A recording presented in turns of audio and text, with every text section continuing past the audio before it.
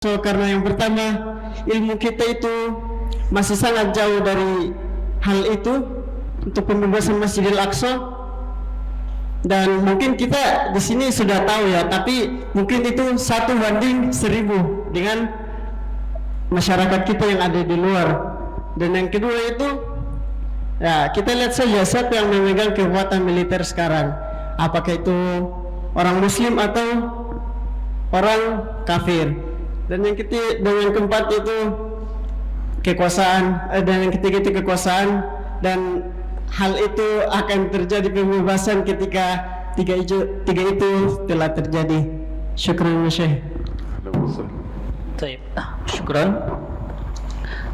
نحن ما زلنا في اختلال العقل قال هكذا الإجابة السؤال الأول ونحن ما عندنا مجاهد والعلماء الأقوياء والثالث نحن ما زلنا ضعيف في مجال العلوم في مجال العسكرية والآخر يعني التكنولوجيا.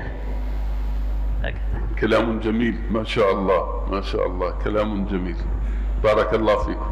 تفضل أخي. بسم الله الرحمن الرحيم. سنأخذ إجابة أو إجابتين ثم نتوقف حتى أعلق على هذه الإجابات. Ya, nanti ini terakhir ya. Ini coba nanti kita komentari semua. Syukran, Ustaz. Dalam catatan sejarah bahwa perjuangan umat Islam untuk membebaskan Al-Aqsa ini, ketika di zaman Umar ataupun di zaman Saladin Al-Ayyubi, Al-Aqsa tidak pernah dibebaskan oleh orang Al-Aqsa sendiri, selalu dibebaskan oleh umat Muslim dari luar Al-Aqsa. Catatan juga dalam sejarah umat Islam bahwa di samping tadi minimnya kita hari ini mempelajari tentang Al-Aqsa, umat Islam kesadaran itu, yang keduanya memang kita hari meninggalkan sunnah-sunnah Rasulullah. Yang ketiga yang patut disoroti adalah bagaimana hari asobiyah kita terlalu tinggi. Itu terjadi juga di zaman dahulu ketika pendapat-pendapat empat mazhab juga mereka saling merasa benar, saling merasa paling benar dan saling mengkafirkan, sehingga dalam catatan sejarah itu juga mereka bisa saling bunuh antara sesama muslim karena berbeda pendapat. Hari ini juga sama. Bagaimana hari ini umat Islam itu justru saling membesarkan khilafiyah yang terjadi, sehingga terjadi kemunduran berpikir umat Islam, sehingga orang-orang kafir, orang-orang musyrik di Al-Aqsa atau di belahan dunia manapun begitu gampangnya mengadu domba kita. Lalu penyatuan yang dilakukan oleh Salahuddin Al-Ayyubi sebetulnya tidak terjadi di zaman Salahuddin Al-Ayyubi saja, tetapi sebelumnya di zaman Imaduddin Zanki. Bagaimana Imaduddin Zanki betul-betul mempersiapkan generasi untuk memperjuangkan Al-Aqsa tadi, bahwa Al-Aqsa ini tidak dibebaskan dari orang Al-Aqsa sendiri tapi dari luar, dan Salahuddin Al-Ayyubi adalah orang luar Al-Aqsa yang dipersiapkan oleh pemimpin-pemimpin waktu itu. Ini patut disadari bahwa apakah role model khilafah Islamiyah harusnya ada hari ini, karena ini juga menjadi silang pendapat antar umat Islam sendiri. Adanya khilafah Islamiyah, saya rasa itu akan mempersatukan umat Islam, karena kita hari ini seperti anak ayam yang kehilangan induknya karena tidak adanya role model yang mempersatukan kita. Lalu bagaimana Salahuddin Al-Ayyubi membebaskan Palestina waktu itu? Mamluk hari itu adalah satu kesultanan yang Syiah waktu itu, tapi beliau tetap masuk, dan beliau masuk ke situ menawarkan untuk pembebasan Palestina waktu itu di sekitar Al-Aqsa itu dikalahkan dulu sebelum masuk ke jantung Al-Aqsa. Nah, hari ini kita lihat justru saudara-saudara kita di Jazirah Arab sana sebaliknya, bagaimana genosida terjadi, umat Islam di sekitaran situ malah membiarkan saudaranya terjadi. Ini juga menjadi salah satu faktor penyebab lamanya umat Islam memerdekakan Palestina. Maka saya rasa yang terpenting hari ini adalah di samping kita hari ini, generasi muda kita, generasi kita yang diharapkan untuk membebaskan Palestina tadi semakin sadar, saya rasa kekhilafan Islamnya itu sangat penting. Seperti itu. Assalamualaikum warahmatullahi wabarakatuh. Assalamualaikum warahmatullahi wabarakatuh. Baik, barakallahu fiik. Nuqta al-ula qala mundu zaman Baitul Maqdis yuharrir bi ahli kharijil Baitul Maqdis, laisa min dakhil Baitul Maqdis, lakin ahlu kharijil Baitul Maqdis. Tsani, nahnu ma zilna mutafarriqa. Wa tsalis, Saladin al-Ayyubi hadha natijatu min i'dadi qa'id man qablahu. Wa hal nahnu mutafarriqah kullu muslimin yataqatalun yatanakharun, hal yumkin nahnu nunshi'ul khilafiyah fi hadhihi lahdah. Wal akhir yakni mazilna nahnu la naf'al syai' nusyahid ibadah jamaiyah genocide لا نعمل شيء. هل يمكن بهذا السبب يعني كما شاهدنا هل يمكن نوحد المسلمين بمنظمة خلافية هكذا؟ كلام جميل، كلام جميل طيب، ما شاء الله ما شاء الله. إذا لا يوجد أي إجابات أنا أبدأ أعقب. تفضل. Ya, silakan.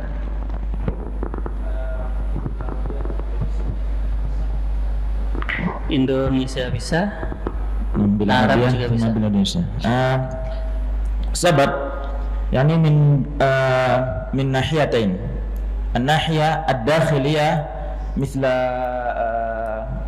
قلة الوعي بفلسطين، وأيضا القسامة الداخلية وابتعاد المسلمين عن كتاب والسنة واستعمار الأفكار وغير ذلك كما قد قال البعض. وأيضا إذا نظرنا من ناحية السياسة الآن المعاصر، يعني النظام السياسة العالم المعاصر تجعل الصعب لاستقلال الفلسطين، مثل النظام السياسي مثل وجود نظام اعتراف الدولة، وأيضا تدخل أطراف ثالثة مثل أمريكا وأوروبا وغير ذلك، والدول المجاورة من فلسطين، دولة فلسطين لها مصالحها الأخرى غير استقلال فلسطين. Jadi salah satu penyebabnya adalah mungkin yang internal dari umat muslim sendiri, seperti disebutkan teman-teman tadi, seperti kurangnya kesadaran terhadap Palestina, kemudian kurangnya kurikulum pendidikan, kemudian juga penjajahan pemikiran dan lain sebagainya, memang sifatnya internal. Tapi ketika kita juga melihat dari kacamata politik zaman sekarang, ini walaupun mungkin cuma salah satu sebab aja ya. Jadi sistem politik internasional di zaman sekarang ini juga cukup memberikan sedikit hambatan. Seperti misalnya ada sistem pengakuan negara-negara, di mana negara-negara itu kalau beberapa negara itu tidak mengakui Palestina maka tidak bisa diakui. Kemudian juga ada keterlibatan pihak-pihak ketiga seperti Amerika, seperti negara-negara Eropa yang cukup menyulitkan daripada pembebasan Al-Aqsa, dan termasuk juga adalah tadi negara-negara sekitar, negara-negara tetangga Palestina yang juga mempunyai kepentingan-kepentingan di luar pembebasan Al-Aqsa. Demikian. Barakallahu fikum. صحن الفاكهة أين وصل حتى نوصله لهذا الطرف؟ كيف أستاذ؟ صحن الفاكهة من هنا نرسله إلى هنا.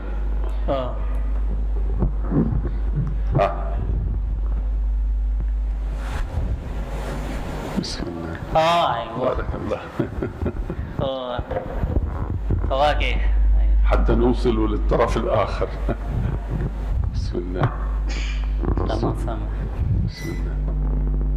طيب. يعني ما شاء الله لا قوة إلا بالله. هذه جميعها أفكار طيبة. Ya, semua pertanyaan-pertanyaan yang disampaikan itu semuanya bagus semuanya.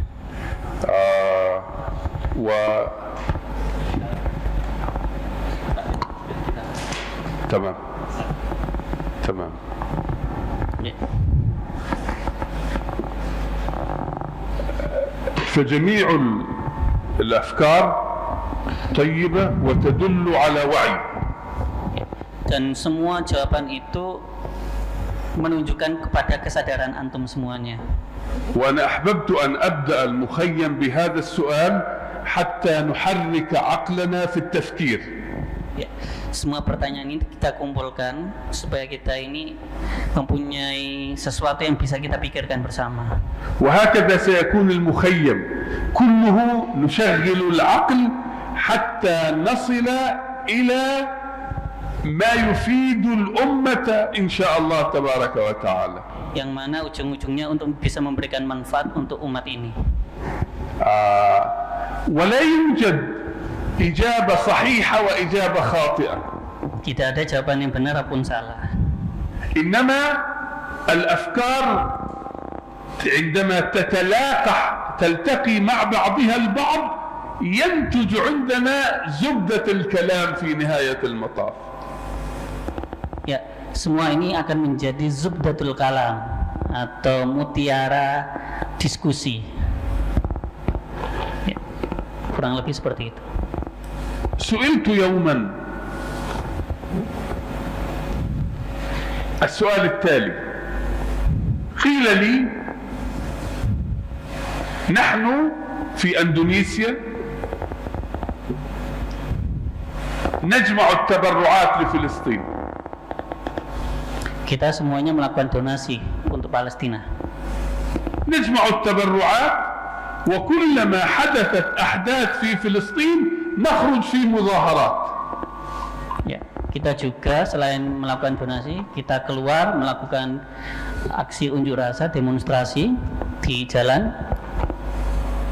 يعني نرسل أموال ونخرج في مظاهرات.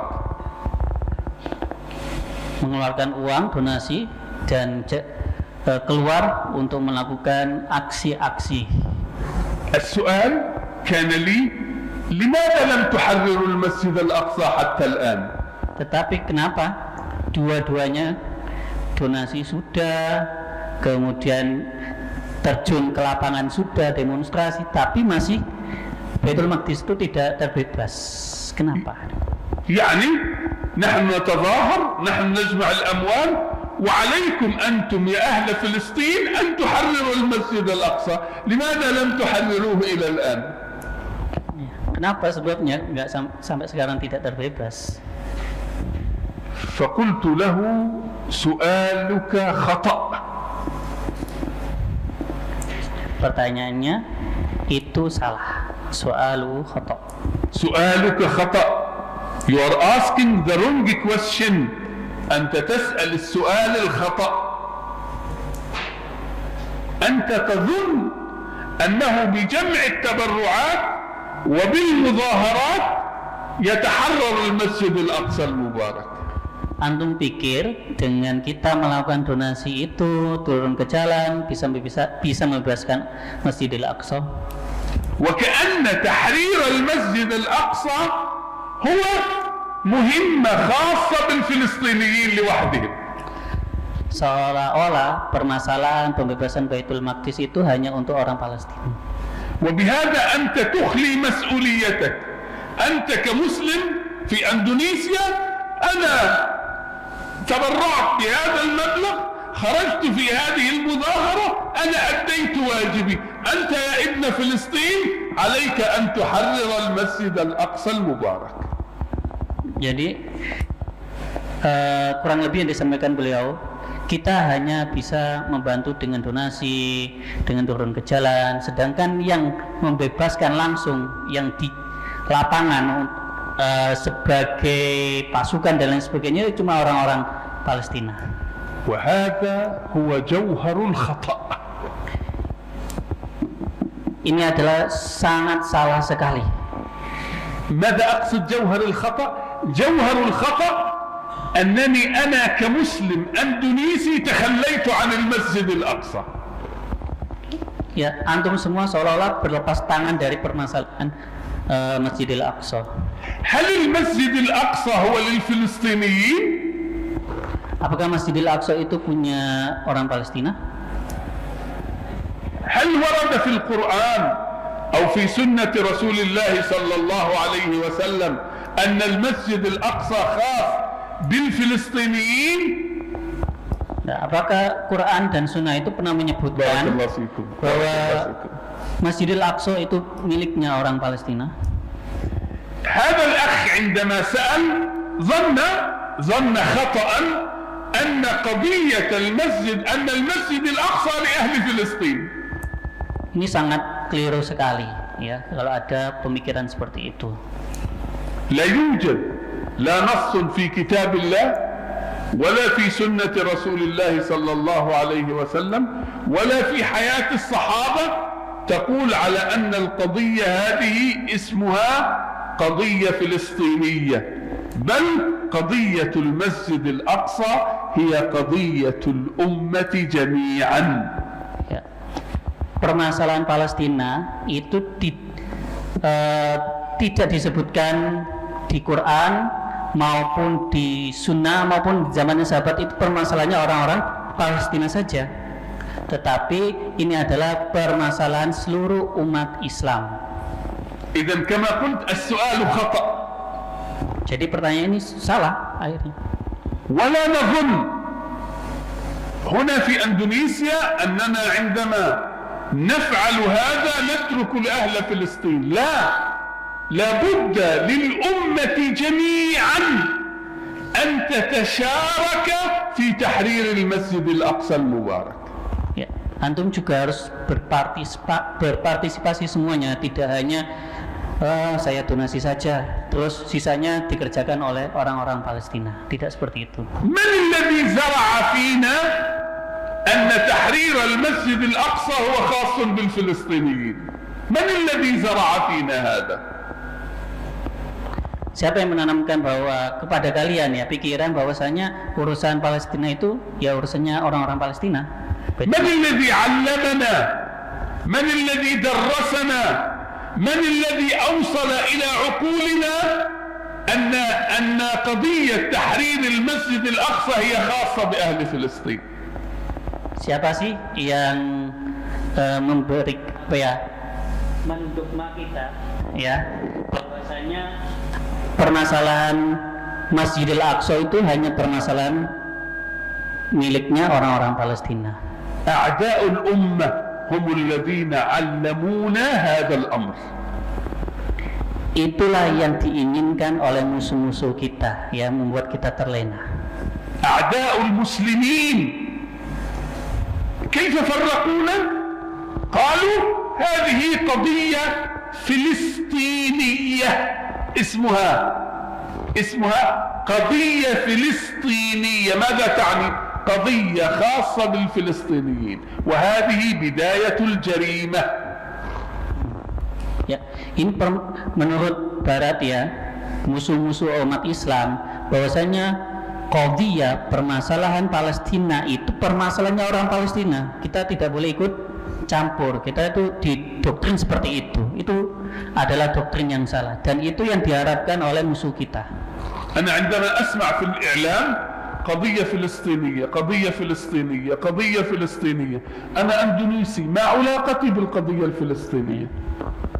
Ya, di media-media mainstream maupun media-media yang lain, mungkin media sosial itu nggak menjumpai, semuanya bilang bahwa permasalahan Palestina ya permasalahannya bangsa Palestina, bukan permasalahan kita. ولهذا أنا بعيد عن هذا الأمر. عندما أعطي تبرع أو أخرج في مظاهرة أؤدي واجبي وانتهى الأمر. Ya, jangan seolah-olah kita setelah berdonasi turun ke jalan kita anggap sudah selesai tugas kita. Ya, tidak demikian.